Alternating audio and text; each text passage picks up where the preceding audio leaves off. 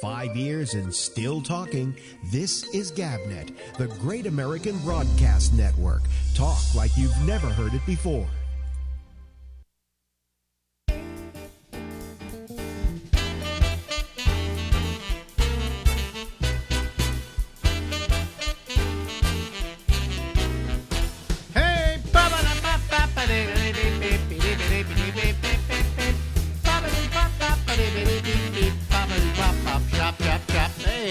It's Alex Bennett, and it is the Ramble. We go until midnight Eastern Daylight Time, and we'll talk to our citizens panel in just a little bit. Last night we tried to play our interview with Larry Bubbles Brown, and the problem that we had with it was that I had all kinds of problems with my internet connection. Okay, so we thought we would just,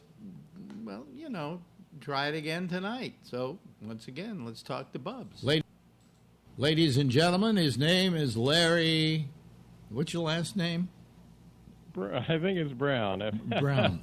Is there a middle? Had so many aliases before. Is there a middle name there?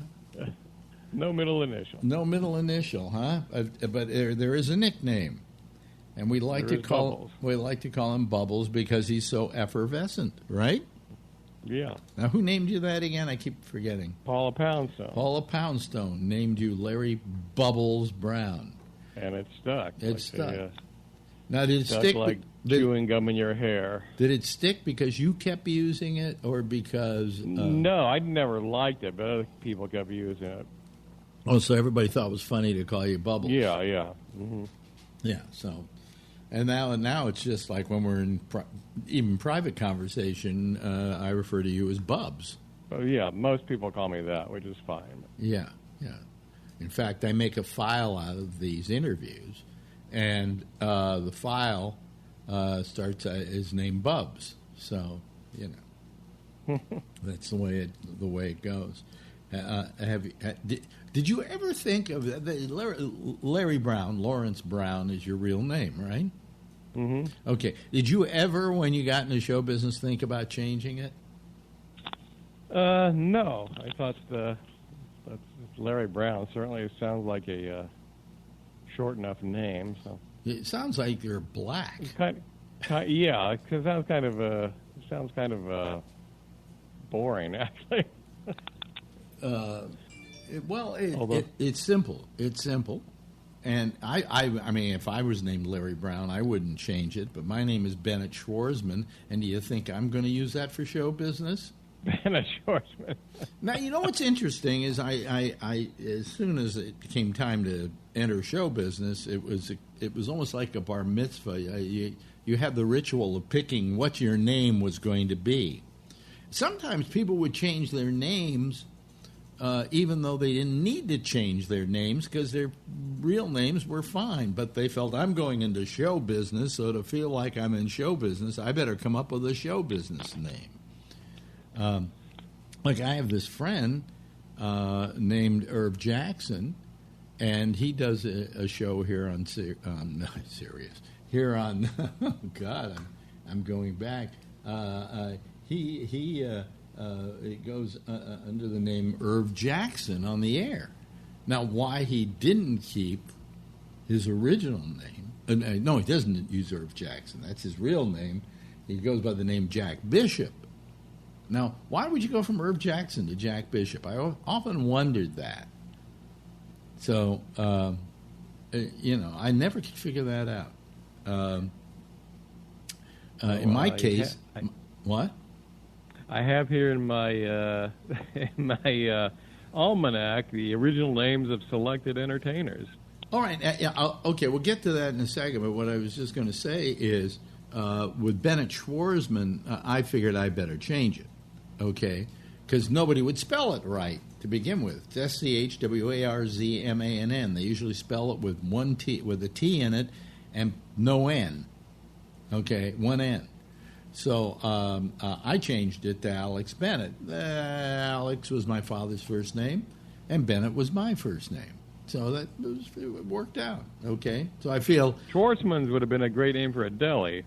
Schwarzman's would have been a great name for a deli. Exactly. Yeah. But then I said, who's going to, I'm never going to get famous having a name like Bennett Schwarzman. And along comes Schwarzenegger. So, I mean, you never can tell. But Larry Brown is, as good a name as you're going to come up with. But what were you going to say? You're going to come up with real names of people. See, you have... Well, I have the original names here of selected entertainers, and one is very close to your name. Okay, well, give me their real names, and I'll try Tony and... Curtis. Well, Do you know his real name? Yeah, it's Schwartz. Bernard Schwartz. Bernard Schwartz, yeah. Give me the names. Give me the... You want me to give you the real names? Real names. The entertainer? Let me try and guess the entertainer. Yeah. Okay, let's see. Alan Koenigsberg. That's Jack Benny. Woody Allen. Oh, Woody Allen. Why did I think it was Jack Benny? He's Benjamin Kubelski. Let me see. You're right, Benjamin Kubelski. Yeah.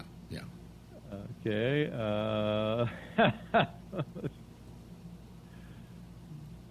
You've had him on your show, Chan Kwong Sung. Would that be Jackie Chan? That's Jackie Chan. Wow. Okay. Let's see. Frederick Austerlitz. Frederick Austerlitz. I know this. Oh, boy. God, what is it? Are either of those names similar to his real name? To the Very similar. Show business name, rather? Yes. First name again is what? Frederick Austerlitz. So it would be Fred somebody. Fred Allen? Fred Astaire. Fred Astaire. Wow. Okay. Let's see. Patsy McClenny. You'll never get this one. Huh? You'll never. Patsy McClenny. I have no idea. Morgan Fairchild. Okay, this is the one we talked about last week. Jacob Cohen. Jacob Cohen. Well, probably his first name he used was Jack, right? No. No? Comedian. Say the name again. Jacob Cohen. Jacob Cohen. God, I don't know. Rodney Dangerfield. I see. Here's an area where I'm a total idiot. All right. Keep going. Keep going with the real names. Oh, really? Okay. Let's see. This is a very famous actor, younger than us, but not a whole lot. Thomas Mapother. Mapother. Thomas Mapother. I know. Tom Cruise? You got it. Really? Yeah. Okay. Let's see. Daniel Michael. Now, there's a name. Why would you change your name from Daniel Michael? That's a pretty good name. It's a pretty good name. He changed it to... I have no idea. Danny DeVito. See, why would you go from that to Danny DeVito? What's the thinking on that? You've got a name that's perfectly usable, and you go to a name that's less usable. Maybe you want a name that was just distinctive, because do you know any other DeVitos in this world? I can't think of any. Yeah. Wow. Archibald Leach? Oh, that's Cary Grant. Yes. And he many times, when people would talk to him and he would know them, they would refer to him as Archie. He thought of Cary Grant as this character he played on film, and Archibald Leach is who he was. Which I've kind of separated Bennett Schwarzman from Alex Bennett. And I don't know the reason why I have, but if somebody calls me Ben, I react differently. If you call me Alex, I act in the Alex Bennett way. Very strange what happens when you have a separate name. Okay. All right. Some more? You got any more? Let's see. David Robert Jones. Oh, geez.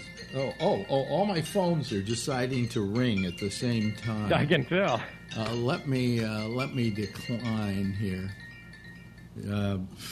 Did you hear that? That was my wife trying to call me. Usually I move all my phones into the other room, but I guess today... that was a cacophony. It was an absolute cacophony of phones ringing, and she'll probably try me again. You know. Yes. Yes, that was Marjorie Miller, which, by the way, her real name is Marjorie Miller. Actually, her real name would be Marjorie Schwarzman, but in this day and age, you just don't take your husband's name anymore. You know, it's just not considered in. So. That's part of the evil patriarchy. Yeah, exactly. So anyway, where were we? Oh yes, names of famous people who I'm usually I get a lot of stuff right when you ask me on certain subject matters. What's the game we always play and I get it right most of the time? Yeah, what the hell is it? Yeah, but these I'm terrible on, you know. But anyway, so I changed my name immediately. I knew I wasn't gonna have a career when I started out being Bennett Schwarzman. Hey, it's the Ben Schwarzman Show. Hi. You know, maybe I'll start doing that. Maybe I'll change this to the Ben Schwarzman Show. That'd be good. Yeah. Well, this is a name that had to be changed. Albert Einstein. That was Albert Brooks. Right. Yeah. And his brother is Bob Einstein, who is Officer Judy. I think he's dead now, isn't he? Yeah, he died recently. He died this past year, I think. Yeah. But and I guess you would, if my name were Albert Einstein and I were going into show business, I would change it to something else too. I mean, and his father was, what was his father? I'm trying to remember what his real name was. It wasn't Bob Einstein. It wasn't Al. It might have been Al Einstein. But he was on radio as a comedian called Park Ya Carcass. So those two guys come from a showbiz family. And Einstein, their father, is famous, very famous for something. I think he did. Some comics die on stage, and he literally did. He died doing a roast, and the roast was for Milton Berle. And he literally died on stage. He just, I don't know, did he keel over or whatever, but all of a sudden, they thought it was a joke, and everybody started laughing. Oh, no, that was Dick Shawn, who, when he died on stage, he just dropped to the floor. And the audience started... Yeah, they thought it was a bit, and they waited like 5 minutes before somebody did anything. Yeah, and by then he was truly dead. Mm-hmm. You know? But literally, Albert Brooks' father died at a Friars Club roast. And right. And I wonder if the roast kept going after they hauled him away. The show must go on. Oh boy, you know, it's funny in show business. If you took a show business name like I'm Alex Bennett, supposedly, at least so far as after is concerned, no one else can use that name. You know. So if your name, so we've had cases where there was an actor by the name of Stuart Granger. You know what his real name was? See if it's here. Yeah, I do. Well, I do know now. I just saw it. Go ahead and tell them. James Stewart. Yeah, he couldn't use the name James Stewart because it was already taken by a certain actor by the name of James Stewart. So you had to change your name, so he became Stuart Granger. And supposedly that was done by the Screen Actors Guild so that they wouldn't misdirect residual checks. Oh, is that the reason why? Yeah. Yeah, is that the reason I keep getting residual checks for Bennett Schwarzman? Forget it. I'm down to the point in my life where I get residual checks for $7. Oh, I've gotten smaller than that. So. Really? Yeah. Remember, there was an episode of Seinfeld where he was getting residual checks from Japan for $3 a check. Yeah. And he had like 100 checks, and he was getting writer's cramp endorsing them so he could cash them. Uh-huh. Yeah. But my business manager every now and then says, "Oh, guess what? You're a rich man." I go, "Why?" He says, "You just got another residual check from AFTRA. How much?" And he says, $7. You know. It's all these HBO one-night stands that keep running. I mean, how many years? Yeah, that's where you're getting this from? Okay. How many years ago did I do HBO's One Night Stand as the host? God, that was, what? 96? I think that was in the 80s. If I'm not, when I first got to San Francisco, about 5 years in or something, I started hosting those shows. Well, you did them for quite a while. Yeah, I did them for 5 seasons. And then in the 6th season, they got an actress to play me named Whoopi Goldberg. So I often say, yes, Whoopi Goldberg played me on One Night Stand. Excuse me, was it One Night Stand? What was it? What were the name of those shows? That was HBO's One Night Stand. The ones on, what were the ones on PBS? That I did. God, that was Comedy Tonight. Comedy Tonight, right? So I still get residual checks for Comedy Tonight. Really? Where's that being shown? And occasionally, I don't know. Either maybe they use something out of them or something, but I still do get residual checks for One Night Stand. Not all. I only did one season. I only did I think there were 10 episodes, and I did 9. So, and most of those don't get shown, but like the one for Bill Maher is still up on HBO. And there are a couple of others I think that are still up there, and that's what I get the residual checks for. So, it's really, really nice that and they're all. God, we can live off those. Yeah, they're all made out to Bennett Schwarzman. So. But it used to be that no two people could have the same name in AFTRA and in SAG and whatever. That's why sometimes if somebody had a real name and they wanted to use, like, let's say the name was James Stewart, they'd use James and they use whatever their middle name was and then Stewart, and then they could do it. Anyway, Woody Allen changed his name. Yeah, he wouldn't. Would Woody Allen have made it as Conensberg? Probably not. Yeah. Maybe Woody Conensberg, he might have made it. Woody Conensberg, maybe. Here's a guy. His real name is Michael Douglas, and he changed it to... Oh, boy. You got me on that one. Michael Keaton. Oh, really? See? See, folks? See what we're saying? He had to change it, right? Because he couldn't call himself Woody Allen. There already was a Woody Allen.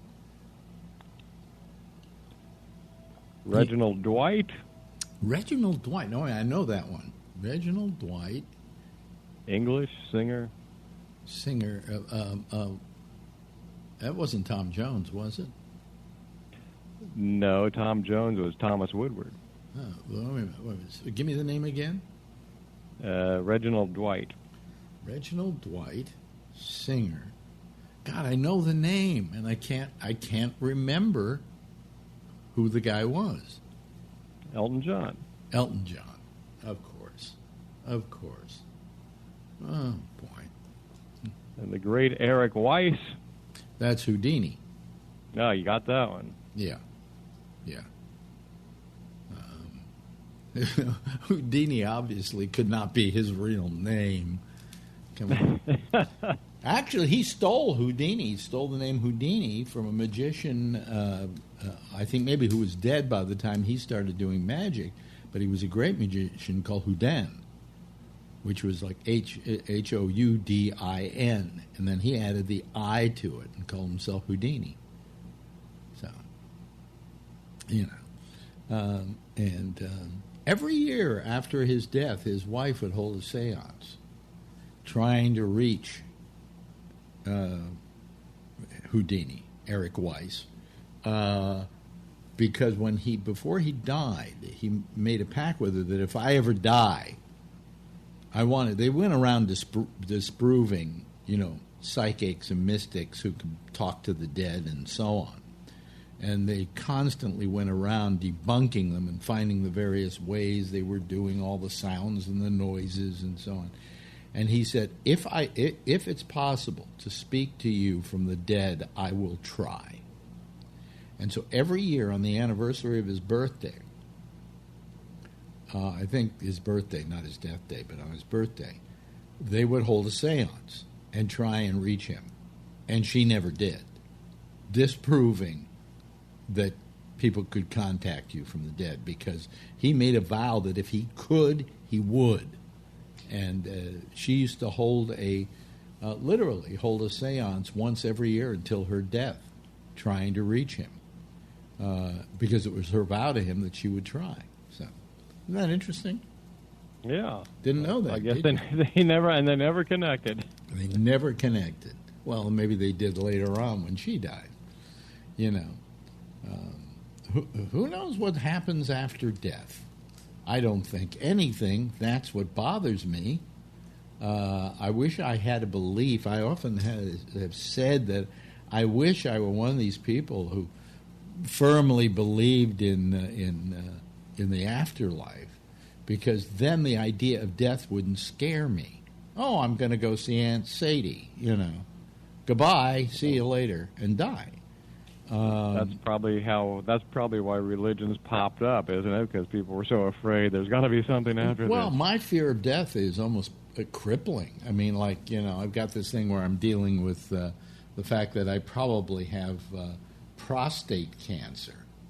All right, but which is not, at one time it used to be, I guess, very deadly, but now for the most part, 92% of the people who get it, it's so low that they don't even, they only keep an eye on it. That's it, Yeah, something else is going to kill you. Something else is going to kill you. Which that's a wonderful thought that they propose, is that, well, the fact is that at your age, your life expectancy is only about 10 years.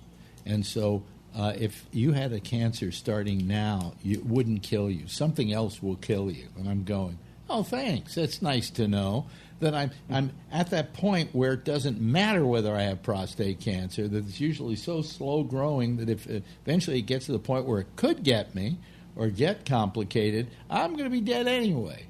Thank you very much. Right? That really gives me a lot of solace. I would like to know that they found cancer when I was 30 and went, we better take care of this right now. So, anyway, they don't even get prostate. They usually don't give a PSA test to anybody over the age of 75, and my doctors have been giving them to me still. And I went, come on. What's this all about? So eventually they found that something was happening. All right? Well, it's really amazing. So I'm going for an alternative opinion in a day or so. You got to get the second. By the time this is heard, it will have already happened, and I'm probably dying of prostate cancer. So. You'll have a big announcement next time. Oh, at my age, there's a 70% chance of prostate cancer. And if I reach 90... here's happy news for you. It's 100%. So, God, why did they give me that fucking organ in the first place? To begin with, it's given me nothing but trouble, even just in the women I've had to meet to relieve it. So the human body is was not a good design. There are some. When people say, "Is there a God?" I said no, because if there was a God, he wouldn't have put the prostate in a place where the urethra goes right through the prostate, and then when it expands as you get old, you have trouble peeing. He would have.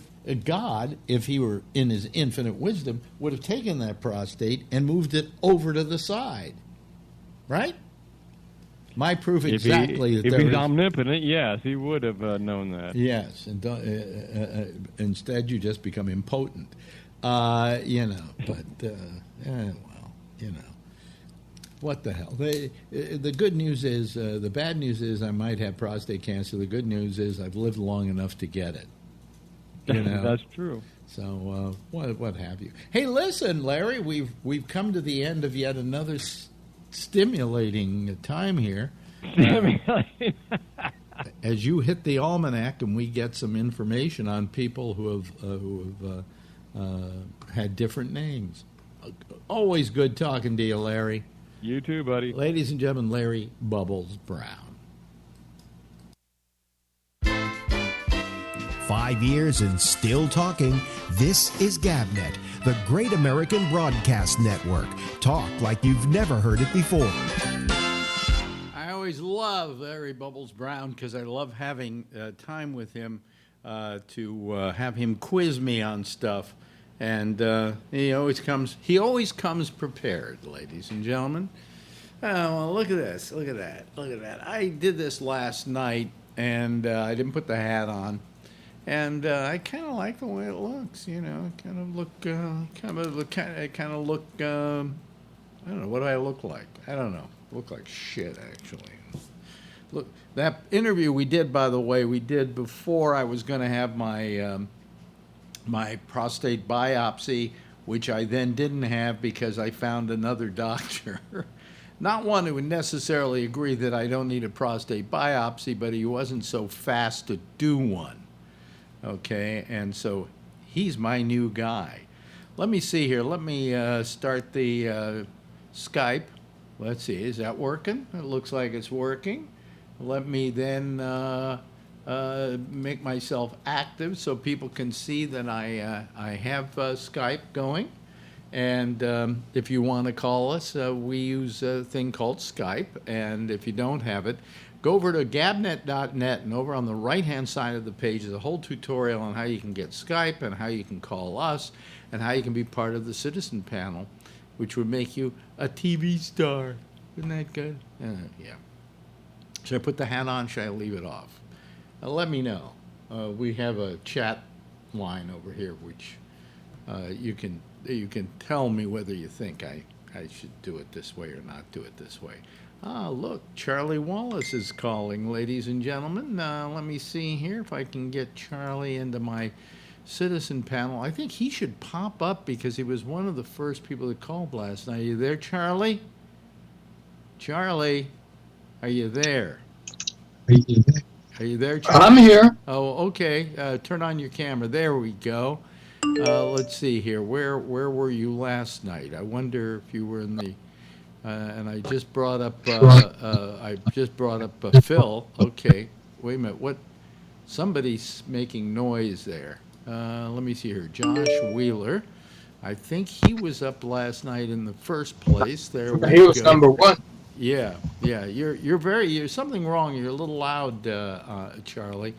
And let me get Charlie on here. Put him in the Charles Wallace. There we go. And I think now I can do this, and people can see the beginning of a citizen panel. There's Josh Wheeler, and there's Phil Meyer, and there is Charlie Wallace. So how do you like me without a cap, or without a hat, or cap, or whatever? Who's that guy that you look like now? Jackie Coogan. Oh, I see. Thank you very much, Uncle. Oh no. Uncle Fester, thank you so much, you piece of shit. Let me see here. I'm trying to get myself all set here. No, I just figured I did it last night, and I just gotten a haircut. Once his hair starts growing out, I'm wearing the cap again, because I get the hair gets all silly. Mainly because this is my $12 haircut. That's how much they charge here in Harlem for a haircut. And, Wow. and I go to one of those, you know the barber shops, right, Charles? Yeah, but Yeah. it's like $20 out here. It's $20, huh? Well, I give the guy a $3 tip, so I throw him 15. Is that right? That should be okay, right? Yeah. So I figure I don't know how many heads of hair this guy cuts a day, but they do it pretty fast. So what have you? I'm looking. I guess I'm looking okay. Hello, Josh. How are you this evening? Good. How are you doing? Yeah, everybody's really loud tonight for some reason. Got to bring. I'm sorry about that. Well, no, that's okay. It's not your fault. It's I haven't changed anything. No, I haven't changed anything either. But it's no, it shouldn't be coming. No, it's not coming from there either. Oh well, it doesn't really matter. Wait a minute. I know what the problem might be. Hold on a second. Let me go to my audio. Where is my audio? I don't even know where my audio is. You got your Skype set to automatic? Wait a minute. Now I've turned. Now talk to me, everybody. Yeah. Hi. All right. Yeah. Okay. Did Did you take your Skype off automatic? No. Did you pull a Dan? No, it wasn't my Skype was on automatic or anything like that. It had to do with the fact that I had my volume up. Okay. Which was not good. Okay. Well, I'll be right back. I want to get my earbuds. You want to get your earbuds? Oh, you should come prepared, Phil. Jeez. Gee, I gotta Shows on same time every day. Huh? You know? Yep. Shows on same time every day. Yeah, that's right. Or although I kind of liked what happened last night, where we were. I turned the whole show off because I was having problems, and with my phone service or my FiOS, and then I came on like at about 10 after 11. And we did like a 50-minute show, and God, that was a great little show last night. Maybe I should do a shorter show, or I don't know. I've got to rethink this whole thing. Because what's 4 nights a week getting me? Nothing, Yeah, and here comes Dan. Let me see here. I can put him in the 4th slot. No, he's not up yet. Let me try him again. There we go. Now he's up. Once the picture comes up, I can find him on this list. And a list comes up that I have to then put in Mr. Dan, and there he is. Okay, now I can do that. Let me see here. There we go. Oh, look at that. Look. Wait a minute. Wait a minute. You always have trouble when you first come on, Dan. Yeah, it's just I can't figure out how the automatic microphone works to my phone or something. Yeah, well, try Google. Go to Google and are you using the cell phone to do this? Yes. So you have to figure out where it is on the cell phone that you turn the audio down. Yeah, I guess so. Yeah. But it doesn't blare the whole time. It's an automatic setting it does. Yeah, but I mean, in the beginning, it's like we all start bleeding from our eyes, for crying out loud. Yeah. Well, I apologize for that. It's okay. And I gotta get my PC worked on because I'm afraid that the new Skype might crash it or something. So. Well, that's the update on that. I'll get that worked on pretty soon. As soon as my guests have left next week, I'm going to do something. I have an old Mac Pro. The old Mac Pros were great machines, okay? So great that I found that you can't run Mojave on them because it doesn't have a certain thing called Metal. It's a graphics probe thing. And so, but I can put a new graphics card in there that will allow me to run Mojave. So I'm going to buy the new graphics card, put it in there, and upgrade my my Mac Pro, my old Mac Pro, because that old Mac Pro, man, still works. It's still a workhorse. Is it internal or external? The new graphics? No, it's card? internal. It's internal, and you got to buy a few cords to make it work. And then it somehow Mojave recognizes it as being capable of taking Mojave, and I can run Mojave on it. Plus, I could do this show on there and not be using very much GPU power and CPU power. So it's cool. It's really cool, you know. So anyway, you know, I'm thinking of doing that. And let me see here. What else was there? Nothing else in my life. I'm very tired tonight because last night I stayed up. What happened was Albert is staying here with his wife, and they were supposed to come in yesterday afternoon, late afternoon. Only thing was there were storms here in New York, and so the plane dropped down in Virginia, I think Norfolk, Virginia. And they said, well, we don't have another flight going out till 6 in the morning, but you can take a bus. We have a bus. We can take you to New York City. Is that what he told you? You know, Albert is not one to spend a dollar foolishly, right? Right. Well, anyway. And maybe he took the bus all the way from Florida, and he just told you he landed in Virginia. Yeah, well, anyway, this is Delta, okay? So they get in at 6 o'clock this morning, just as Marjorie's leaving to go to work. And I stayed up a bit, and I finally had to take a pill to put me to sleep because I was agitated about two things, whether they were going to get here or not, and how much FiOS was going to charge me for the next year. So I called them today, and they said, here's the funny part is, I called FiOS, and I don't think anybody there knows anything, okay? But I called the first guy, and he says, well, no, you don't want to do that special program we're offering because you have like 5 boxes, and you pay for each of those boxes, and you also have extended service on the DVR because I have a special all-house DVR where everything is coordinated with everything else and so on and so forth. And they said, so if you take that $79 deal we have to add that to it, and your bill every month will come to $300. I said, well, that's not acceptable. And they said, well, you should keep the program you have. Just because it's running out, you've served your obligation. Doesn't mean we don't keep honoring certain discounts. That you have some discounts that are not expiring till next year. Okay? And they said, so this one guy said, your bill will be $10 more than it has been. I figure that's fair. But then I call them back because I want to see if I heard everything right. And I get another guy, and he says, no, your bill will only go up by $5. Okay? But then I go to my old bill, and it says my bill's going to go up by $10. So I don't know who to believe. I would call a third person and see if they'll give you a refund. Well, anyway, I had for a year. I said, what happens next year?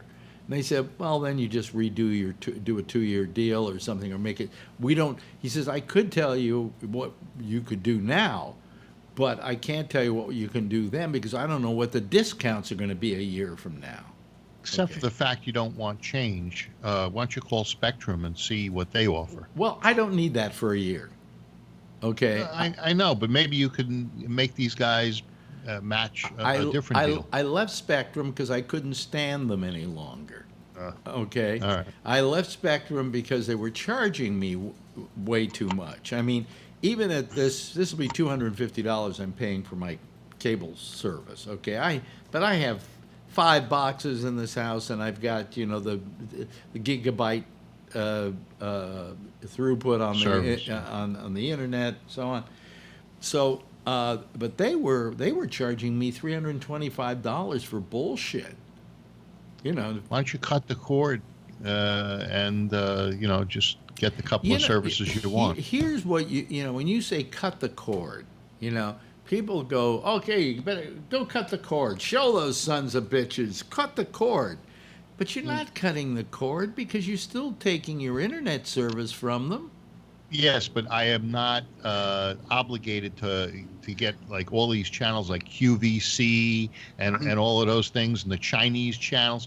I've got sort of a minimal amount of stuff, and I don't know. Maybe I'm not even paying any less. Well, you got to remember, I live in a house with a wife, and she has the thing what she wants. Okay. Now I didn't have to get rid of HBO. What I was going to do, they said under this other plan they didn't include HBO or Cinemax, and I went, well, then I can just get HBO now, right? And I'm fine. And then when HBO Max comes, I want to buy that anyway.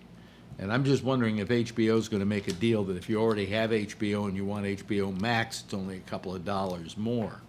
What's HBO Max? What?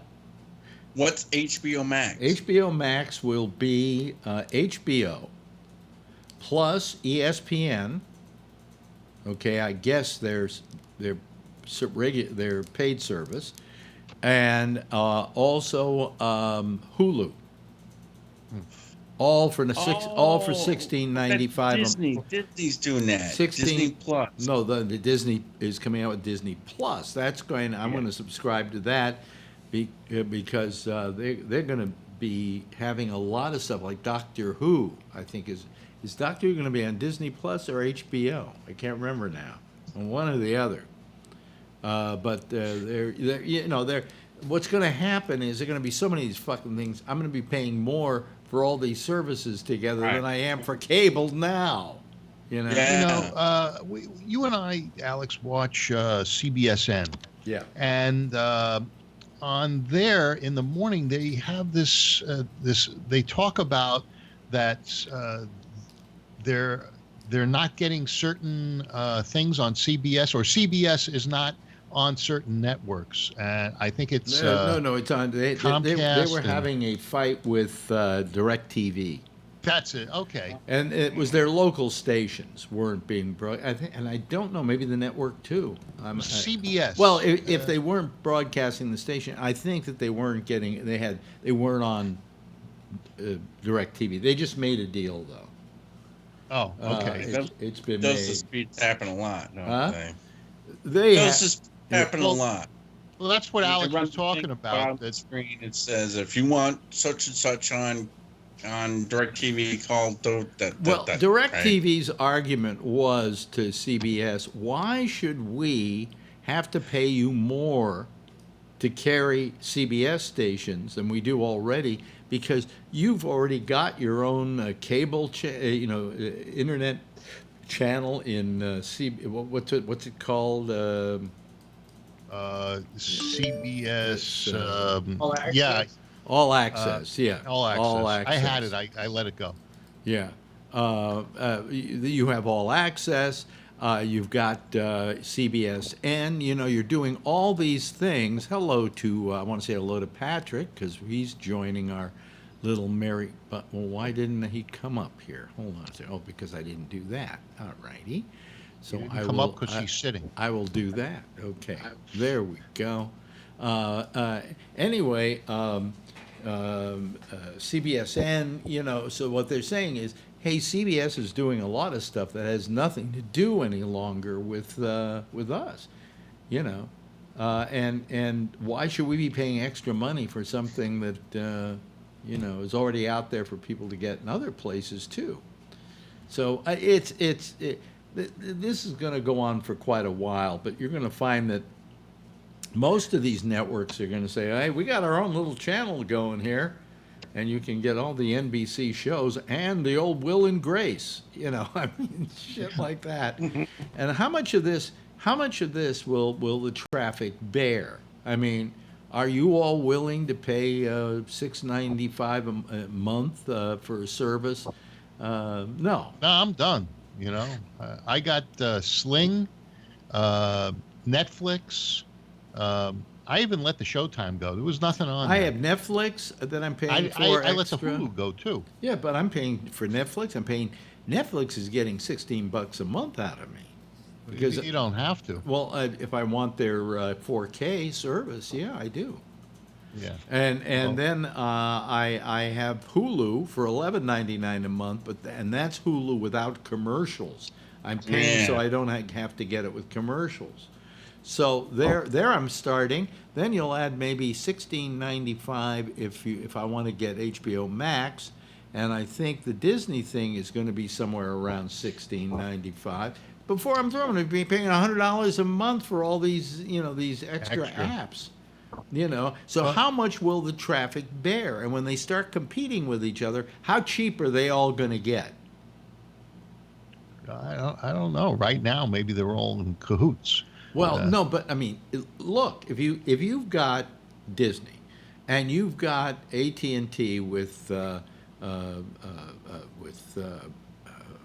HBO and so on, with HBO Max, because that's AT&T now, okay, and then you add to that several others that are up there. I have a friend who's letting me jump onto his deal with one particular channel that I like. So I'm not paying for it, but if I paid for it, that would be $6.95 a month. And then, there are going to be all these other ones coming along. Everybody's coming out with these things, and they're all going to try and get into that market, and they're all going to, completely knock each other off. I mean, how many of these do you want? How many of these do you need? I found that I wasn't watching half of them, and I got rid of them. I mean, do you need CB? You got rid of CBS All Access. All Access. But I found that I was just watching CBSN and almost exclusively, and then the Sling gives me Below Deck Mediterranean, so I don't need anything else. Yeah, of course. Do you like Below Deck Mediterranean? Oh yeah, yeah. And just the regular. I don't know Below why. Deck, I don't even know. Captain Sandy. I don't know why I like that show, and there's no nudity or anything in it. There's not much. Hookups. Not much swimsuit action in that show, but it's a combination of being a travelogue and lifestyles of the rich and famous combined with a reality show where people are trying to come onto each other below deck. It's anybody else watch this thing besides my other big show? What's that? I hate it. I'm getting to hate it. Pawn Stars. I'm done with that. Because they've been exposed as it's all set up and phony and have they? Have they? Yeah, it's they only come in for the thing. The people that come in that are ahead of time. They've got it all set up. So they own a pawn. People don't know they own a pawn shop, and people come in and they do stuff. But the show's gotten worse though because they went to an hour. And so they and the old man died. So once the old man died, so they stretch it out, and it's gotten a little contrived. And on top of that, I can't stand the guy who's the main guy at on the show, because he's always trying to tell stupid jokes. But it used to be a good show. It was kind of like Antiques Roadshow.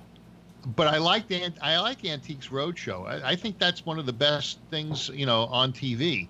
You get all of these people that come in and they got their shit that they think is worth something, and some of them are, and most of them aren't. Yeah. Hello, Patrick. How are you? I'm dandy. I'm dandy. I'm peachy. I'm keen. I'm terrific. Yeah. Well. But no, are we talking about our guilty pleasures now with Pawn Stars and Below Deck Mediterranean? And I hope so. Are there any other shows I watch? You know what I'm watching? We've gotten into Australia's Got Talent. Do they? Yes. How are you watching that? Well, I have my ways. I have a very big antenna. I have a very big antenna on my roof. Yeah. It's up 8 floors. Yeah, but I really like it. I like it better than America's Got Talent. America's Got Talent's just gotten too big for its britches. How can you listen to those guys? They all have accents. And I like Britain's Got Talent. You know what I loved about America's Got Talent? It's changed now, but up until this year, all 4 judges weren't from the United States. It was America's Got Talent being judged. It was what's her name from the Spice Girls and the model I can't remember her name now. My nose. I haven't watched it in years. Is that Simon Cowell? And Simon Cowell and Howie Mandel, who's from Canada. Oh, that's right. He's from Canada. Yeah. That's Now right. they've got 2 women on there that are Americans, so now it's a little more like America's Got Talent. Am I boring you Howard with this, Stern was Josh? American. Because this doesn't seem like the kind of fare you would watch. I don't watch those shows. No. I don't think I watch anything that you mentioned so far. Do you have I think a it was a Supreme Court decision on America's Got Talent. Yeah. Well, wait a minute. Hold on a second, Dan. Josh, do you have a guilty pleasure of something you watch? That you really As far as shows, I don't know. I mean, watch the sports. well, yeah, but I mean that's pretty popular. I mean, as a show, I mean, I don't know if I watch anything that's like, outside the normal. I'm Really? trying to think if there is anything. Well, can I tell you the worst one? The worst one I got hooked on for a while. Cheaters. Anybody watch Isn't that on at, Cheaters? like late at night? Yeah, and it's really a low-rent show. Yeah. But every week they go out with some person who suspects they're being cheated on by their boyfriend or their girlfriend, and detectives follow them around and take photographs of them and videos of them, and then they bring them back to the person who is thinking that they're being cheated on, and then they confront them. And it's just the lowest form of show business. There's no question. What about that guy that was a mayor and Springer? That's a similar show. No, but no. That it's nowhere near. Hello, by the way, to Kevin, who has just joined us. Let me just put him on there. There we go. Hi, Kevin.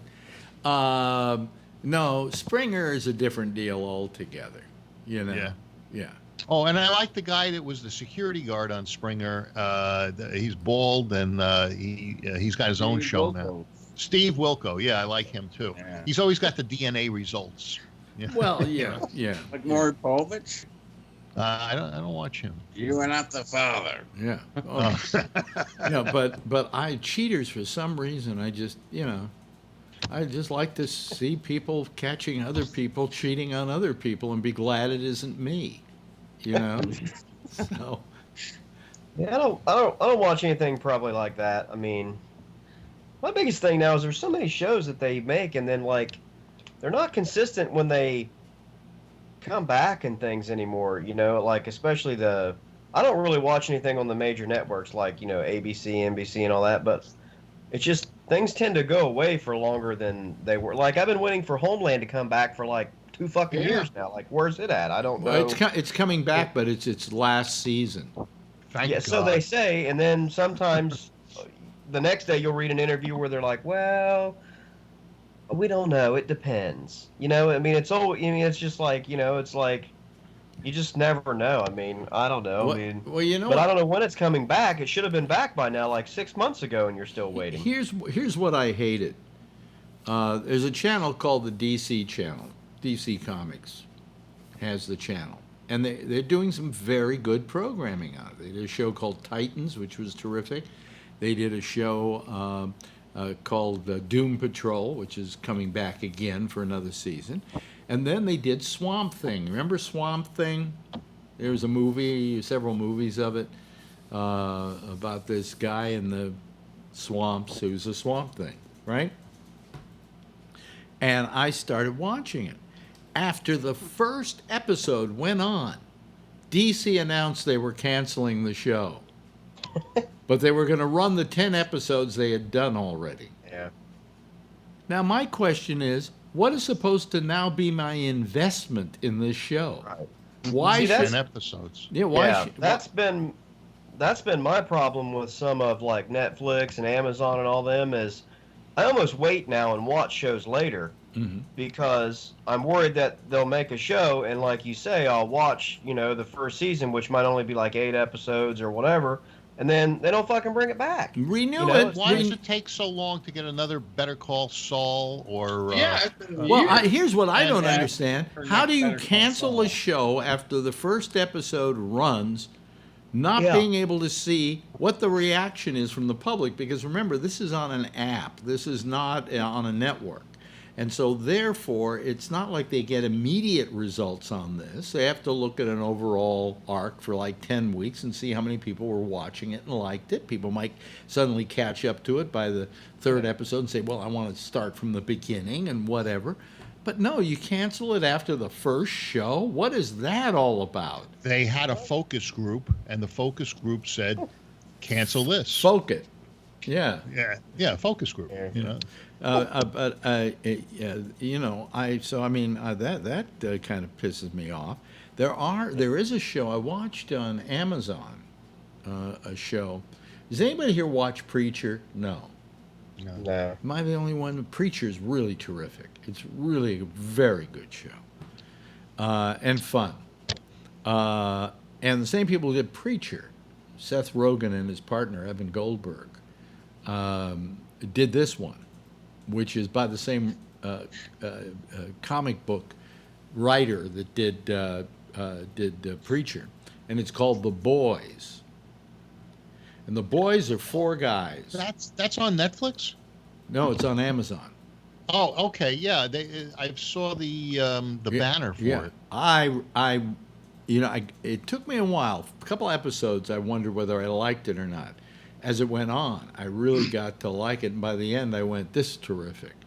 And what it really is, it's all about. It's kind of almost a put down of Marvel, in that there's this big corporation that has these superheroes, and they work for them, and they go out saving the world, but they also go out filming it, making movies about them, and TV series about them, and dolls and merchandising, all with these superheroes.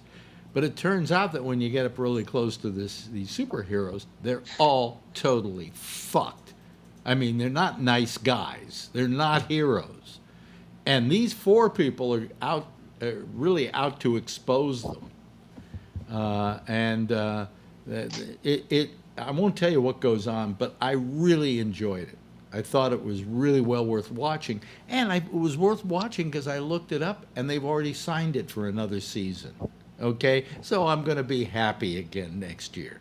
All right. Unless, of course, unless I die of my prostate cancer, in which case. I guess I've just found that I thought Netflix and Amazon, I watch a lot of their shows, but my opinion has always been they either make like really, really great shows, or it's just fucking terrible. Yes, you're right. And you watch like 3 minutes and you're like, whoever decided that this should be put on any type of air, bring me that person right now, and they're fired. Yeah.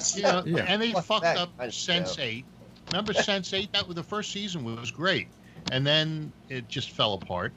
But I like drama, mostly, and especially some kind of drama that maybe has like some sarcastic or dry humor or whatever. So my wife just started watching because I had saw it, and so I rewatched it with her because it'll be back on soon. We really liked Ozark. I mean, Jason Bateman usually does regular comedy, but I think it's great. I liked the first season, but I couldn't get into the second season. Yeah. But Kevin, do you have any guilty pleasure at all? Nah, not really. If I watch something and get into it, I don't really have anything I'm into right now. Yeah. Dan, how about you? You got a guilty pleasure? Well, I've kind of been a Trekkie back in the old days, and I was kind of, when Star Trek Discovery came out on the CBS All Access, I kind of saw clips of it, and I was kind of like, they're kind of playing a little fast and loose with all the canonical stuff, probably as Patrick might identify with Star Wars. But then recently they come out with this Picard, the Star Trek Picard trailer. Yeah. And I'm like, damn it. I was a Next Generation guy. They got my goddamn $1 a month now. Yeah. Pay CBS. Yeah. I don't know when Picard starts, but, I think like December maybe. Yeah. I was surprised with all the people that were coming back. Data's coming back. By the way, you know what I remember most about Patrick Stewart from interviewing him was he was the epitome of the insecurity of an actor and of an actor's life. Because after I interviewed him, the mics were off and whatever, and I shook his hand. I said, really, thank you very much for coming by. You're really terrific, and please come by and see us again. He said, well, if I get another job, I'll be happy to. And I said, what? And he said, well, you never know, He said, the last job I did, the thing I'm out promoting right now, may be the last thing anybody hires me to do. And I went, God, I'm glad I'm not an actor. Because I heard that from other actors that the day when they're through with their last day, they have to sign some papers and sign out. And I had a friend say every time he signed out, he wondered if that was the last job he was ever going to have in show business. And here was a guy like Patrick Stewart who's worried that he's not going to be able to get another job. And I'm going, if anybody shouldn't worry about that, it would be Patrick Stewart, right? So, but I always liked him for that because he was as insecure as I am. So I like that. But he never worked again after your interview. Oh, yeah, he never worked again. My God, there's an part in a wheelchair he hasn't played, We'll talk about a different. You got William Shatner and Patrick Stewart. Talk about the vast difference in acting ability between the two, I liked William Shatner, the Star Trek, better than... I like William Shatner, too, but...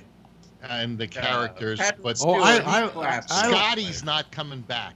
Well, I like. I got to tell you, I like Patrick Stewart a lot as Picard. I think that it took that particular role and made it mature, and made it really good.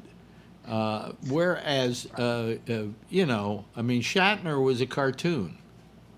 Mm-hmm. I think it was a good cartoon, but he was a cartoon nonetheless. And I always loved his name because Shatner sounded like the past tense. Mm-hmm. Or something to do in the morning, and when you have a little bit of water in your stool. A little bit of water in your stool, that's a Shatner. Right? Yeah. But, Patrick Stewart had gravitas. Yep. Yeah. Let's see. Hold on a second. How many people do we have here? Oh, we do. We have 6 people. Right. Okay. Fine. I'm just trying to figure this out because I'm looking at my 8 in case anybody else calls. I have the 8 template up. Okay. So anyway, is there too much TV? Because I think there's too much TV. Yeah. Not for me. Huh? I got Skype. Not Skype. I got whatever that one is that I got. No, but there's too much TV. I mean, I've got Netflix, Hulu. I've got HBO. I got Showtime. Anybody watching the Russell Crowe, Roger Ailes thing? No. I haven't seen that yet. What's it called? It's called Roger Ailes Has a Real Bad Prostate Problem. That's what it's called. Not anymore.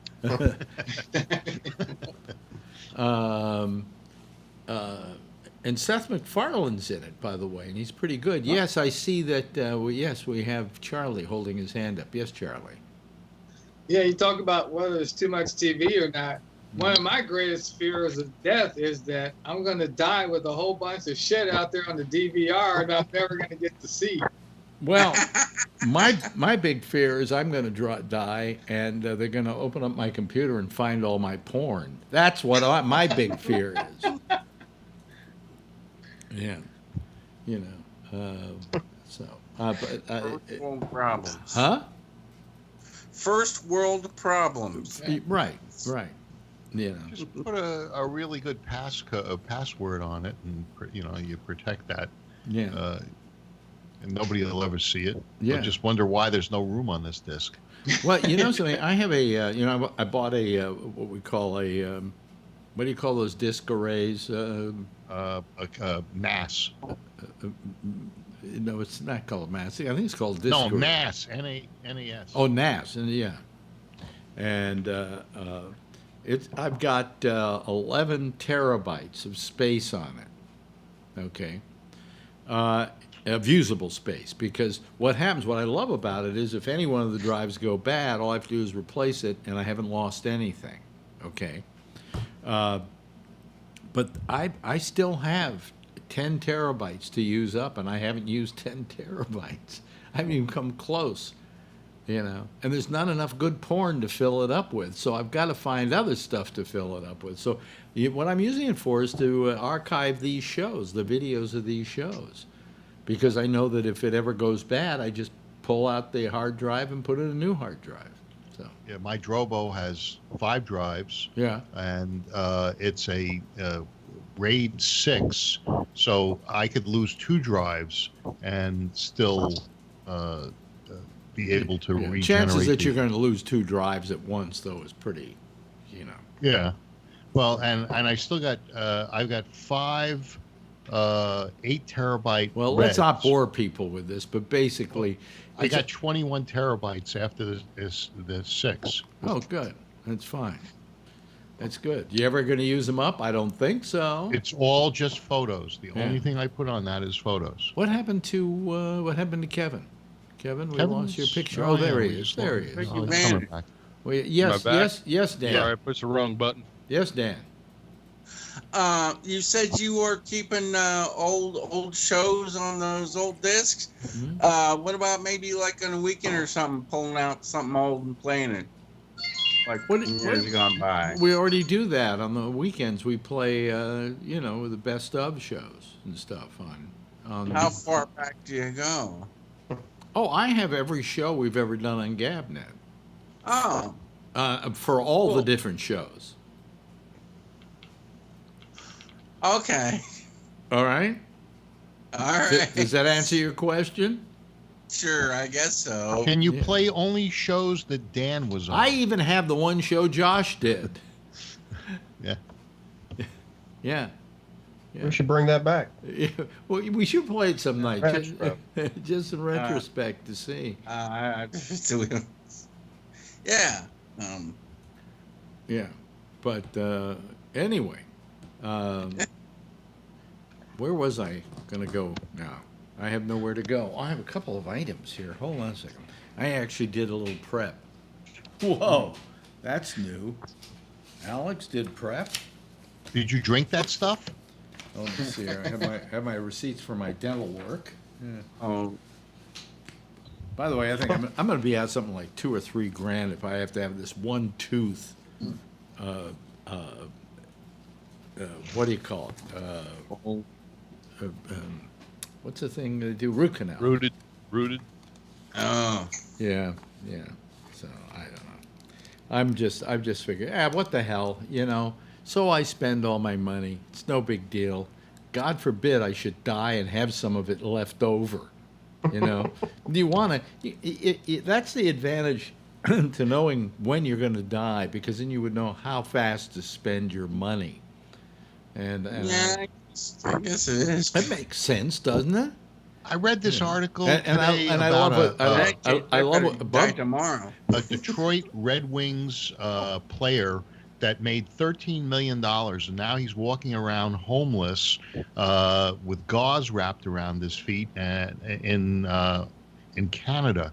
And people, he's got $1,000 a month coming in from the National Hockey League, and I guess he's spending that on drugs, and they try to get him off the street, and he won't get off the street. Why are you telling me this? I'm not going to wind up that way.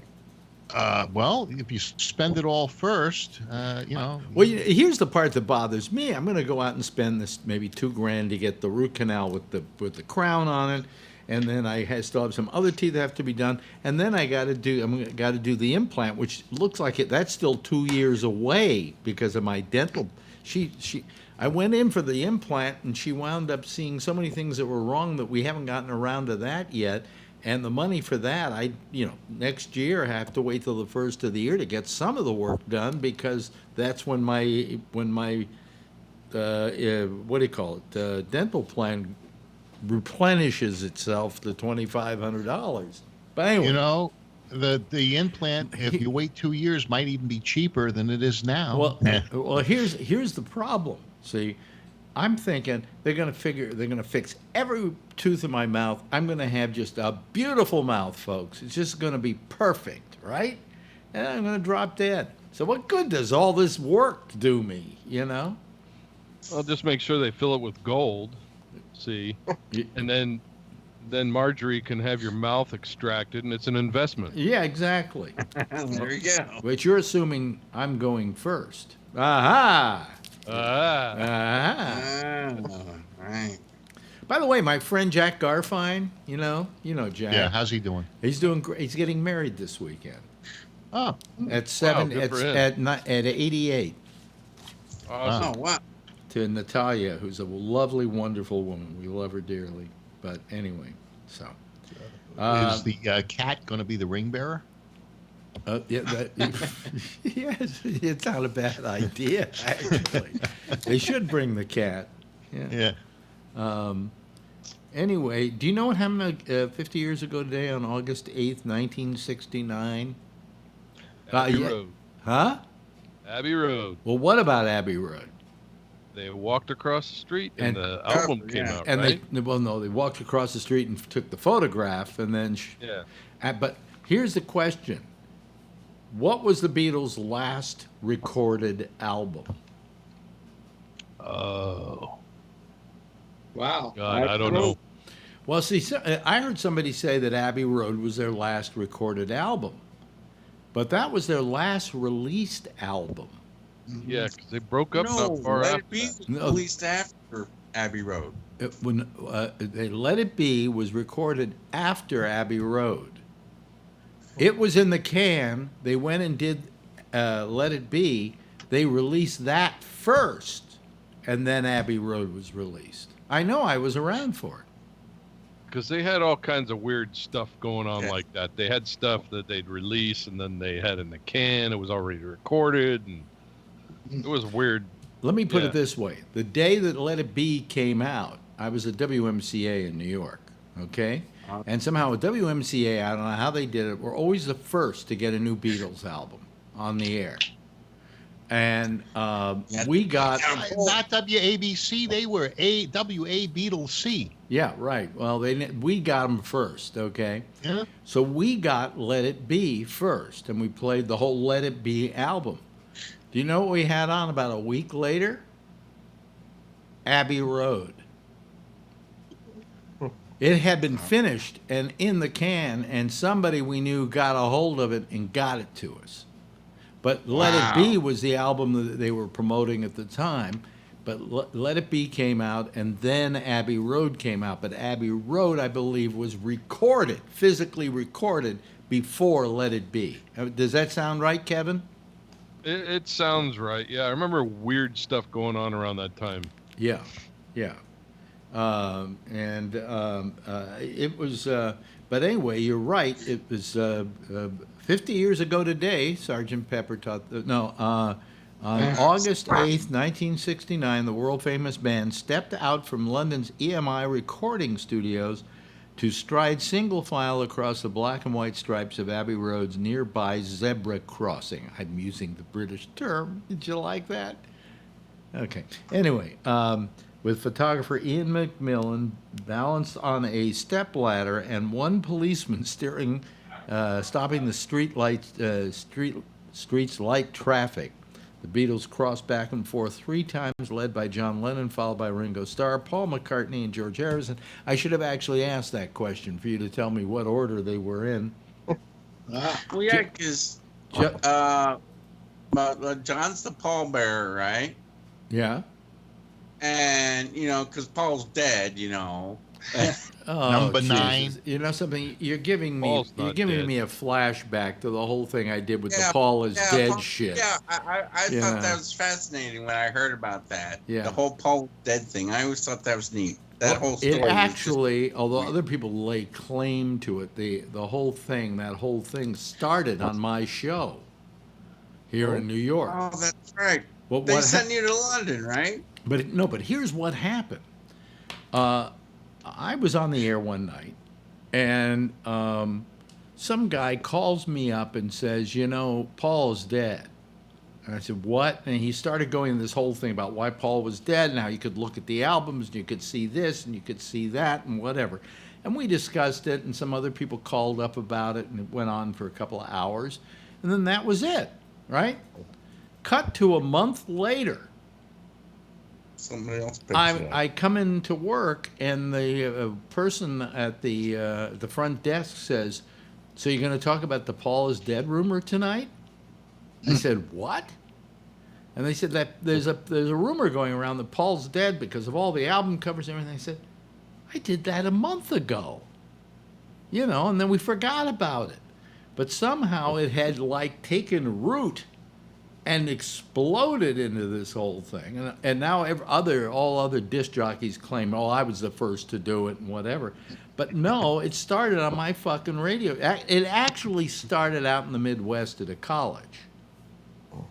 Where Dermion Didman. Yeah. College. College. So I went on the air that night, and I remember how I started it. I said to the audience, ladies and gentlemen, where is Paul McCartney tonight?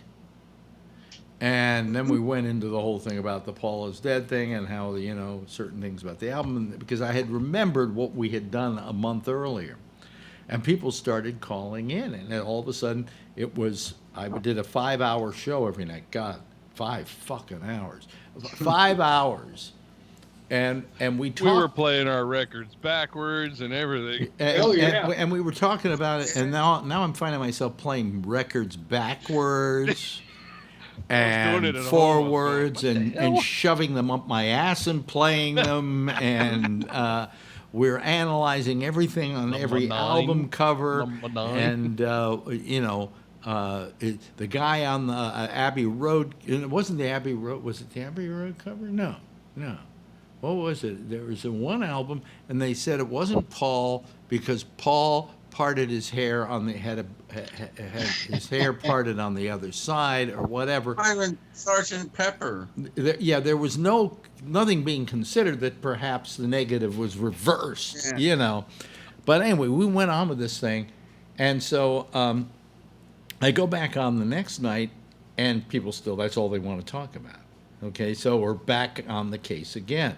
It just took more acid. Yeah, and I'm saying to myself, I hope this fucking stops because I'm, my eyes are crossing from looking at albums and looking for hairlines on Paul McCartney and, seeing who's the walrus was Paul. Oh, okay, yeah, right, okay. Yeah, that's some death thing. Now I go home and I get a call. And it's the program director of the radio station. It's WMCA in New York. He says, Alex? I said, what? He said, you're doing this Paul is dead thing. I said, no, last night was the last night. I'm through with it. I don't want to do another night of this. If I do another night of this, I am going to go absolutely fucking crazy hearing all these half-ass theories about Paul McCartney being dead. And he said, if you can keep it going one more night, we'll send you to England. Sign me up. I'll talk about Paul's dead now. Ladies and gentlemen, good evening. Just like Lester Holt on the Let's scene, talk some more about Paul McCartney being dead, because Alex is a fucking whore. Right? And I'd never been to England. I'd never been out of the United States. So that morning when I got off the air, because it was a show that went from midnight, I think it was, until 5 in the morning, and they ran me through a gauntlet because in those days, to get a passport, you had to get inoculated, and you had to get the passport. And since the station was well connected politically, a process that normally took most people a month, they managed to do in 6 hours for me. And they got me a passport and my inoculations, and they had me go home. Actually, I didn't even go home. Ronnie was then my wife. She had to come down and bring me my clothes so I could then make a plane at 6 o'clock at night and get to London. I'm on the plane. I can't go to sleep because I'm so revved up. I get to London, and now it's morning, and I suddenly realize I can't go to sleep because it's Friday, and if I don't go over to Apple and get this story somehow, there's going to be nobody to talk to on Saturday. So now I'm now going, God, I think I was at that point 18 hours without sleep, maybe longer. Maybe it was 24 hours.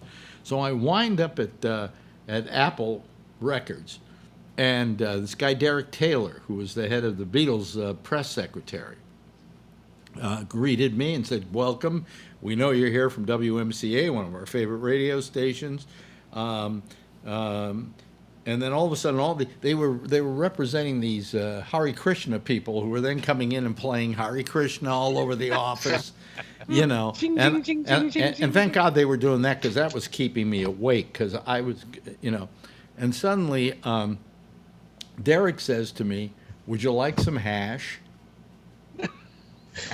And I go, "Well, okay, yeah, sure, why not? You know, because I'm hip and I got hair down to here, and I'm at Apple, and I want to smoke hash at the Beatles headquarters, right?" So I do the hash, and then he says to me, "Oh, by the way, I just found out Ringo's here. I think, would you like to interview him?" And I'm thinking to myself, I don't even know where the fuck I am. I'm like 36 hours without sleep. I'm high on fucking hash. And now I'm going to go down and interview Ringo Starr. Okay. So they take me down to... WMCA got their money's worth. They take me down to Ringo, okay? And I turn on the tape recorder and I start interviewing him. And at a certain point, I can't think of what my next question is going to be. I just completely blank. And I go... So that wasn't your standard way of interviewing? No, that wasn't my standard way of interviewing at all. And I just went, oh boy, am I fucking stoned out of my mind. And I immediately, not being able to come up with the next question, I said to Ringo, I said, "Boy, I am fucked up." And he looks at me and he goes, "You kind of look it." And after that, we continued with the interview. But I was just, finally, what I had to do was, they wanted me to go there. I said I was going to go there in order to, by the way, hello to Tony. Yeah, I was listening to the whole Paul is dead. I love that story. Yeah. I'm stoned. I'm tired of these fucking Hare Krishna people. Hare Krishna, Hare Krishna. And but I have to get a story. So what do you do? So I found out that I could get some sleep, and on Saturday I could go over to Paul McCartney's hairdresser. Wow. And I managed to prove that Paul was alive. And how I did it was, I said, "Is there any way you can tell me, like we have pictures here of Paul, and they say this is not Paul. Is that Paul?" He says, "It's definitely Paul." He said, "Look at any photographs of Paul and look at his hair. I don't care if the image has been reversed or whatever. The one thing about people's hair is they always have a natural break in their hair." And with the Beatles, they all kind of wore their hair with bangs and so on. He said, "You notice where Paul's hair breaks?" And he pointed to it.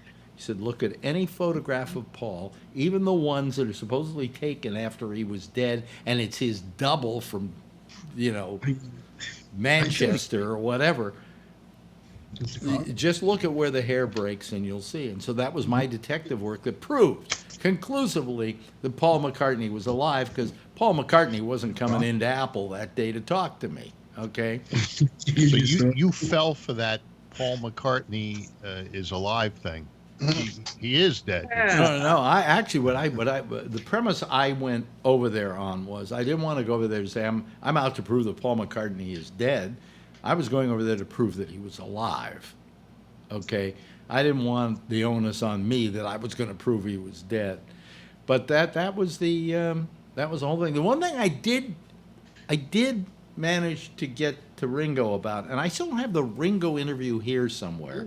I should try and see if I can find it and dig it out and play it, because you'll hear how fucking stoned I was. And even in the middle of that interview, I go, "Hey man, I'm fucking stoned." What were you on, Alex, man? I'm gonna do drugs soon, I think. What? What'd you say? I want to do LSD once before I drop dead. We don't want you to do LSD, okay? Anyway, we think you're on LSD now. I'm not. It's called Bayer. It's called Bayer. Again, yeah. What were you on, Alex? Do you remember? It was hash. Hash. So that just gets you stoned right away, then. But you remembered everything, though. Well, yeah, kinda. Hey, Tony. But anyway, the one thing that I did say to Ringo was that when I was in Houston, Texas, I didn't MC it. Somebody else MC'd it, but we held a Beatles concert, and I was backstage, or not backstage, but in back of the stage. Okay, and as soon as they played their last number, they did only like a 35-minute set, and then they ran off to run into an armored car and be taken to their hotel, right? So they come rushing off the stage, and I had my hand on the stair, and Ringo stepped on it. Oh no! And so I told him, we've met before, and he goes, "Where?" And I said, "Houston, Texas. You stepped on my hand."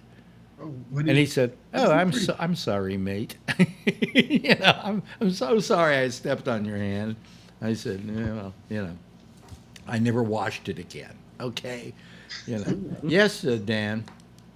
I was gonna say something to Tony as someone who, back in the old days, I did a fair share of LSD. Who would have known? Dan, who would have known that was true? Go ahead. Anyway. I know.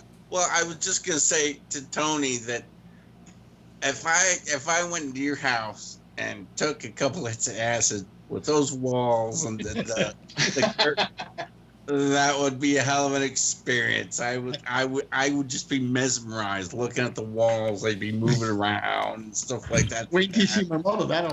I wouldn't have had. I wouldn't have had to see those walls. If I remember correctly, I did see those walls when I was high on LSD. So. I thought the last Beatles concert was in San Francisco at Candlestick Park. It was. The guy who was the photographer there, Jim Marshall, showed me how to use my first pro camera. Okay. I met him at a party. So is that your touch? Is that your touch with greatness? Is that what you're saying? Kind of, yeah. Yeah, and Jim Marshall was great. It was very good. It was very good.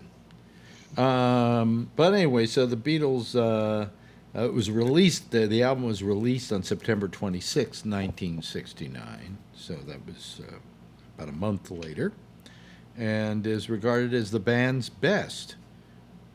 And to commemorate the 50th anniversary, the Beatles record companies Apple and Universal Music are overseeing a worldwide release on September 27th of a series of special Abbey Road packages. It's also in honor of money, I might add.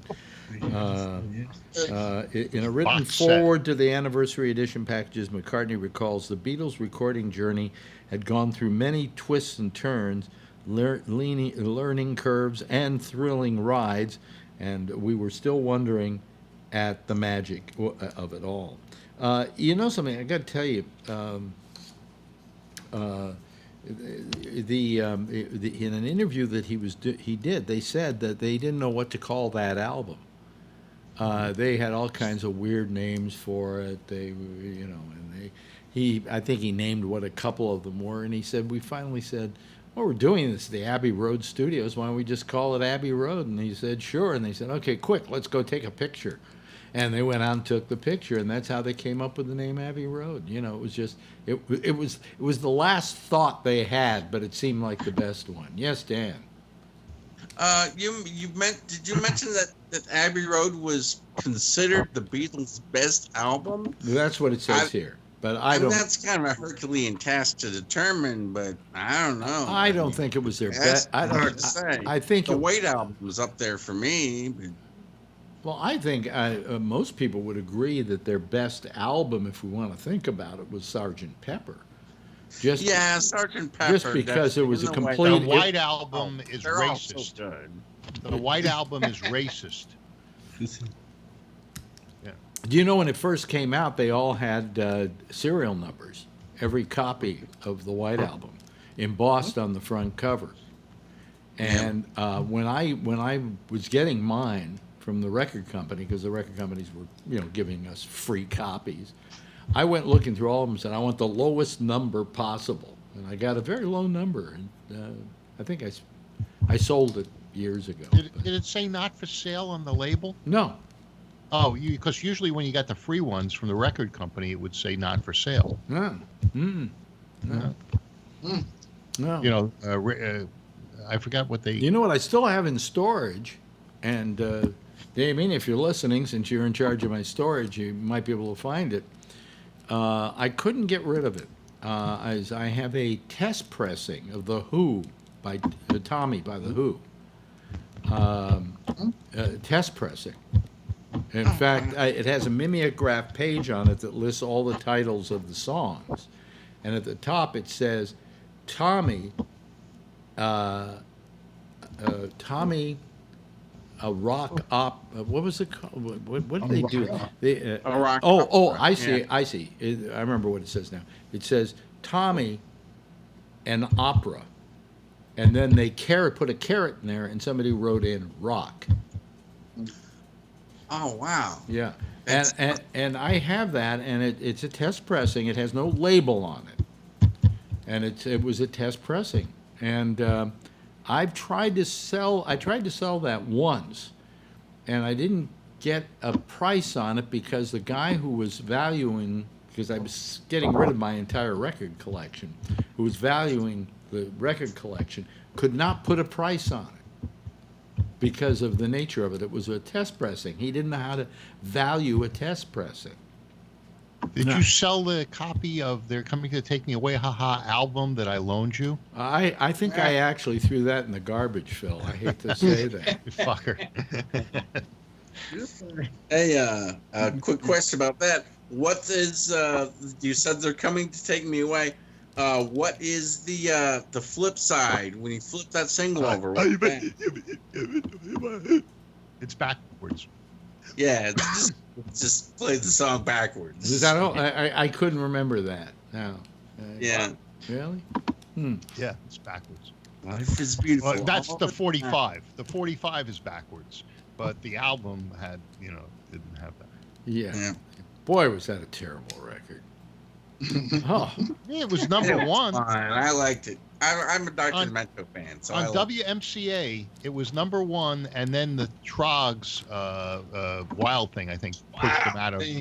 Yeah, pushed them out of number one. As well, it should have.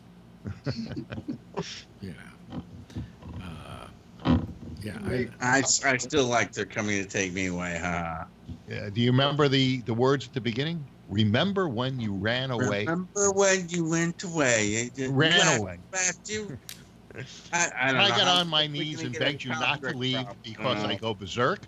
Well, you left me anyhow. And then way, ha ha, oh he, to the funny farm, right? Yeah. Then you had that radio show too. I got to tell you something. I have all my songs on my iPhone, and I have my little earpods, Bluetooth earpods, and the music comes on randomly. And today, I can't remember, was it today or yesterday? I was listening to it, and all of a sudden, on came Chuck Berry's Nadine. You remember the song Nadine by Chuck Berry? And I listened to it, and I went, wow, what a great fucking set of lyrics. I've often said the three greatest lyricists of the 20th century were Cole Porter, John Lennon, and Chuck Berry as lyricists. I mean, they could take a lyric and, like a glove on a hand, make it just the lyrics just fit perfectly. Yeah. You know, to all the other words in that song. And I was listening to Nadine. Listen to the lyrics of Nadine. Tell me if these aren't the most intelligent lyrics you've ever heard. As I got on a city bus and found a vacant seat, I thought I saw my future bride walking up the street. I shouted to the driver, "Hey conductor, you must slow down. I think I see her. Please let me off this bus." Nadine, honey, is that you? Oh, Nadine, honey, is that you? Seems like every time I see you, darling, you got something else to do. And you thought the coming to take me away, haha, was a piece of shit? No, these are great lyrics, Phil. Oh, yeah. I saw her from the corner as she turned and doubled back and started walking towards a coffee-colored Cadillac. I was pushing through the crowd to get to where she's at, and I was campaign shouting like a Southern diplomat. I mean, come on, where do you get these lyrics from? I Nadine, wonder honey, too. is that you, honey? Nadine, honey, where are you? Seems like every time I catch up with you, you're up to something new. What about My Dingling? Oh, well, that's a great one. Well, wait a minute. There's the one where it was 3:45 and blah blah blah blah blah, and all the hours of the day, and the greatest line of all time is out of that, and he goes, "I boogied in the hallway. I boogied in the hallway." But what's the word? I'm trying to think. I boogied somewhere. I boogied in the hallway. I boogied on the. Boogie in the Den. Boogie. Yeah, I know it. I can't remember it. I boogied, blah, blah, blah, and I wiped And then it we on the boogied wall. again. What was it? I boogied in the basement. I boogied in the hall. I boogied on the something or another. I boogied in the den, and then we boogied again. No. Like and then I wiped it on the wall. Yeah. Yeah. Tell me that isn't. You know, he was one of the greatest lyricists of all time. Yeah. You know. And I don't care what you say, Phil. Didn't think of that. Huh? I don't agree. Song is first. Well, now here. This from the guy who likes "They're Coming to Take Me Away." Ha ha. Yes, I do. I even like it backwards. Yeah.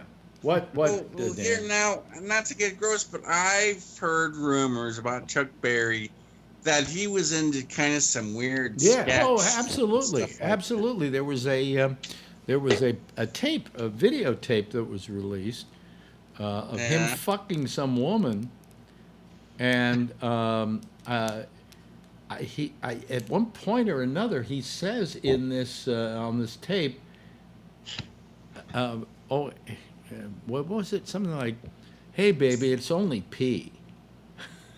Oh, I thought he pooped on. Or it's only shit, something like that. Yeah. Yeah.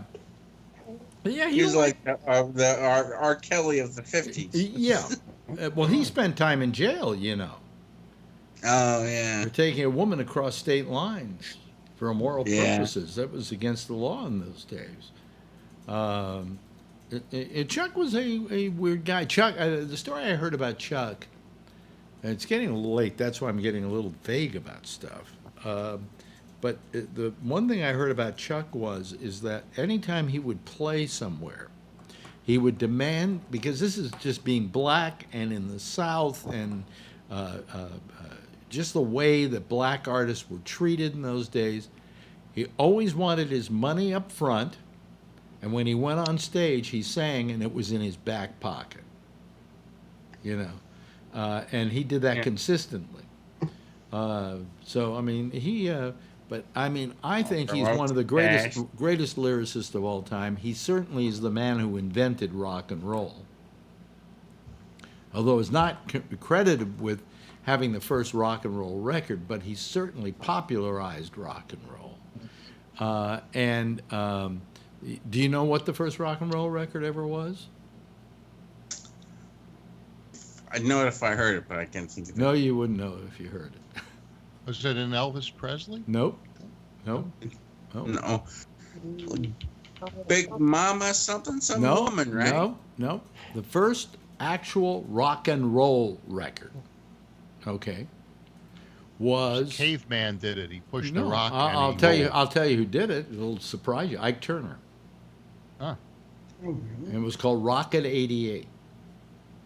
Oh, yes. That's the I Oldsmobile. remember that now. No, it's not the Oldsmobile. It was called. It's a car. But I Rocket know 88. it was a car, but the song was called Rocket 88.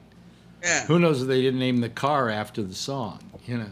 Probably. But no, Ike Turner is literally the guy credited with the first rock and roll record. That did that song though. Yeah, he did. I would thought it was Chuck Berry actually, but I don't know. No, it was Ike Turner. Yeah. So yeah. Interesting. Yeah. So a little rock and roll history for you. We're also coming up on the anniversary of Woodstock. You know, it's funny. There are nothing but these 50th anniversaries happening this year that make me feel older and older and older. Because I was at Woodstock, you know, and there's a great October. There's going to be a real tough 50th anniversary for me. What do you mean? Are you going to be 50? Yes. Oh well, fuck you. Oh, a mere baby. Yeah, they're having You look a lot older, Dan. Monterey Jazz You look a lot older. Was Monterey Jazz Festival happened 50 years ago?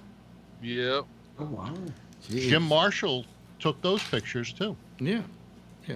Matter of fact, he said that the shot that he took of Jimi Hendrix lighting his guitar on fire, Hendrix said to him that, "Why?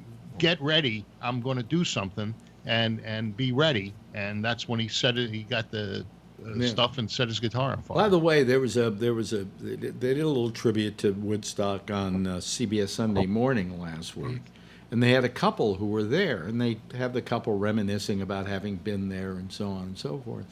And at the end of the piece that they did, they revealed who these two people were. They're still married to each other and so on. They're the couple on the album, on the Woodstock album. She has like a blanket on her, and they're hugging. And it was these two people, and they either were married at the time or they got married at the time, and they're still married. And that's a heartwarming story. That's hard. You know the heartwarming story I heard today? This one I loved. There was a guy who they found his body in Vietnam. He was a jet fighter pilot, and the plane crashed in North Vietnam, and the bones, I guess, had been there for ever since the Vietnam War. And they brought brought them back home. I see your hand up there. We'll go to you in a second, Charlie. Sometimes I can't see it because everything's so small here. And his the Air Force flew him back to Texas, I think, where his home was, to be interred there. And the pilot of the Air Force plane was his son. Isn't that a nice story? That's a really nice story. Wow. Yes, Charlie. Well, if we're going to talk about 50th anniversaries, you got to remember the Miracle Mets. Oh yeah. I was wrong on the 69. Monterey Jazz Festival. I was wrong on that. I was talking about the one with Jimi Hendrix was about 50 years ago, but they're actually since '58 is when they started theirs. But they were talking about, I think it was last year was the 50th year since the Hendrix thing. Yeah. 69. Yeah. Maybe it was Last year was also the Woodstock thing, wasn't it? No, that's Yeah. that's coming. That's this year? It's coming up on the Oh no, it was the Summer of Love or something like The that. 16 Yeah, what- that's what it was. It's the Summer of Love thing. I believe Montana. Woodstock is celebrated. It's the 20th of this month. It'll be Yeah. 50 years. Yeah, Yeah. I thought the Jazz Festival was older than that. I was wrong. Yeah. Yes, Dan. I was just going to take it back to what Charlie was saying. When did the Mets start? It was only like 62 or 63, wasn't it? I think 60, I thought. 61, I think, for 60. 61. I thought it They was 60. replaced the Brooklyn Dodgers, right? Yeah, because the Shea Mac Stadium. moved out to L.A., yeah. Yeah.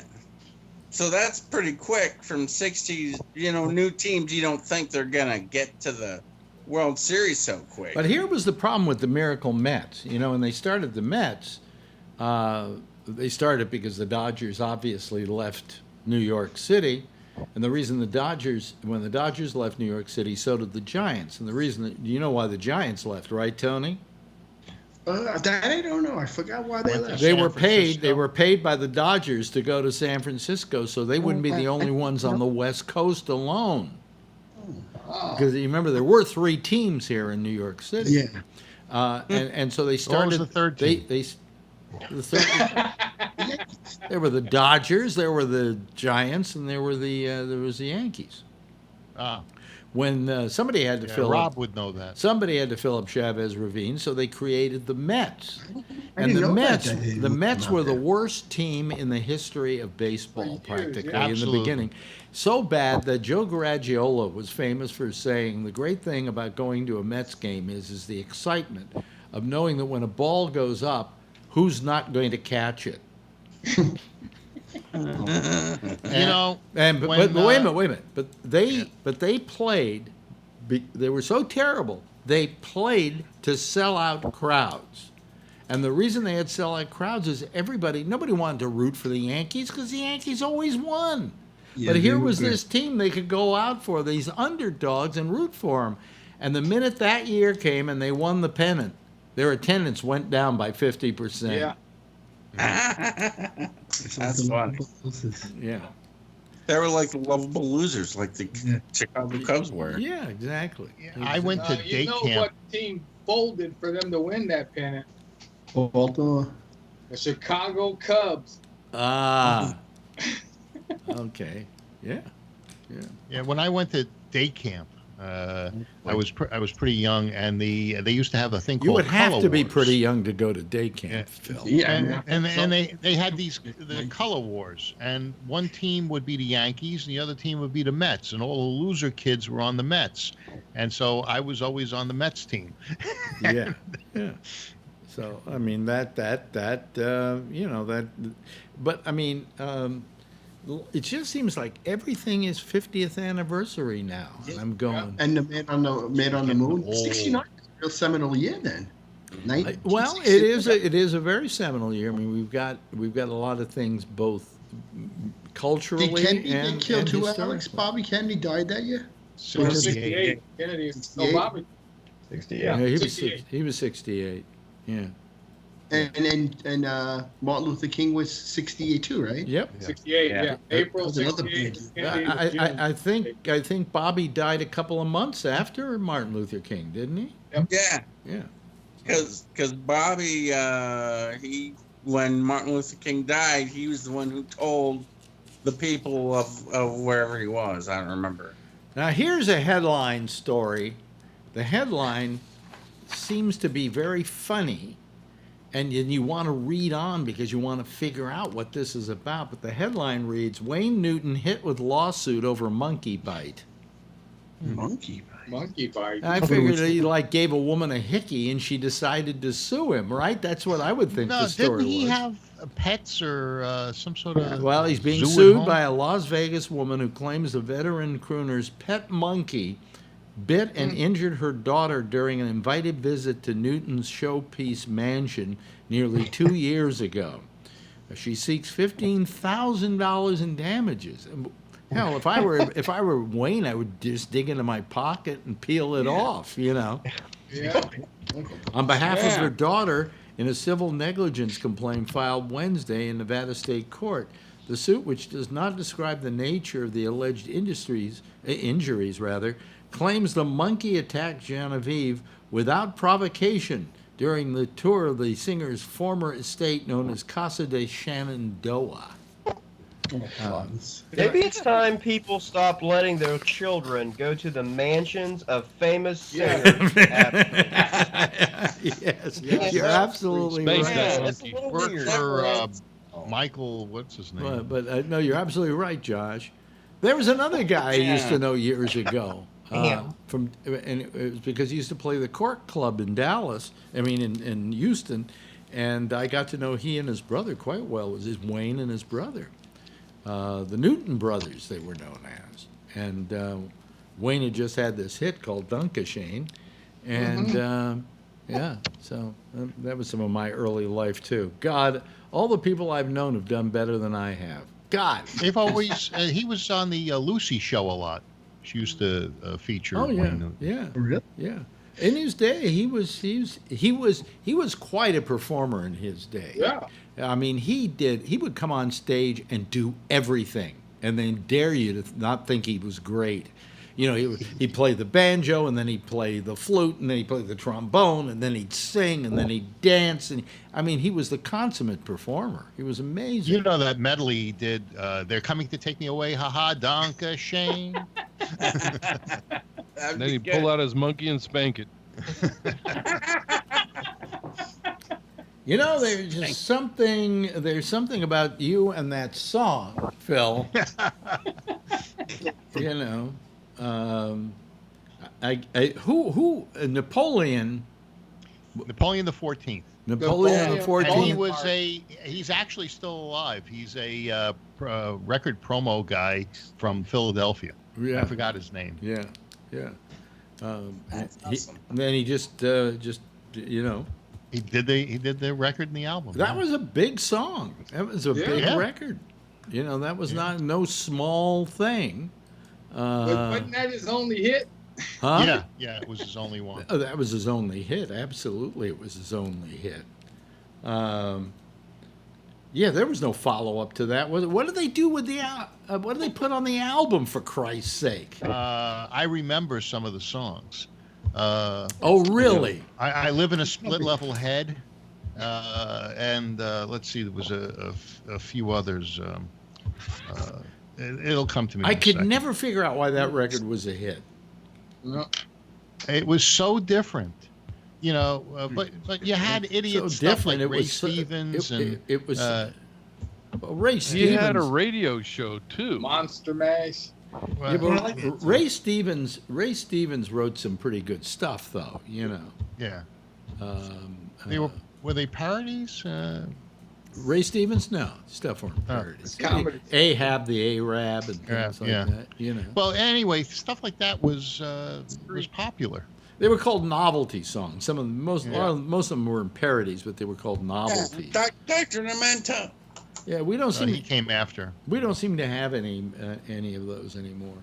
You know, but you know, Doctor. No, it's Spank the bitch, spank the bitch, and you know, suck the dick, and all that stuff. That's all you hear on music nowadays. You know. Yeah, in the gas station when they're filling up their cars and the license plate is vibrating. Fucking bitch, fucking bitch, fucking bitch, boom, boom, boom, boom. No way. I remember, and this tells me I'm getting older. I missed it because it used to be that hip hop. I get all the boom, boom, boom, boom, boom. Now when I'm driving around, it's all this. You know what I mean? Yeah.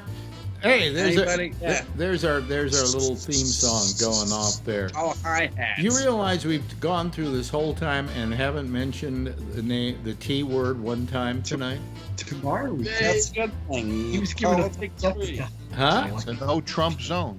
Now you see, you had to say the word. So you ruined it, Phil. You Of had course to you say the ruined word. it. You ruined it. We could have gone the whole fucking 2 hours without the word Trump. Trump.